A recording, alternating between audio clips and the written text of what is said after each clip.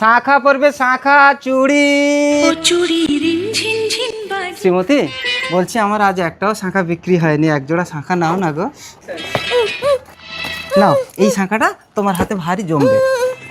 আসো পরিয়ে দিই। নাও নাও নাও নাও, ভারী সুন্দর লাগছে। এ কি, তুমি আমার বিধবা বৌমার তো শাখা পরিয়ে দিলে? বিধবা তো উনি তো বললো না। সেটা শোনার আগে আগামী 3 দিনের মধ্যেই তুমি রাস্তায় টাকা কুড়িয়ে পাবে যদি তুমি এই ভিডিওটা 3 সেকেন্ডের মধ্যেই লাইক করে চ্যানেলটা সাবস্ক্রাইব করে দাও। 3, 2, 1, go! আমাদের বংশে স্বামী মরে গেলে বাইরের পুরুষের সাথে কথা বলা নিষেধ।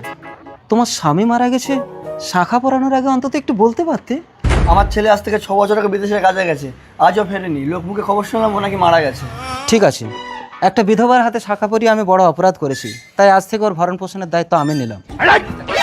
ঠিক আছে, এই কুলাঙ্গাড়িকে আমি আর ঘরে রাখবো না, তুমি নিয়ে যাও। এসো শ্রীমতী।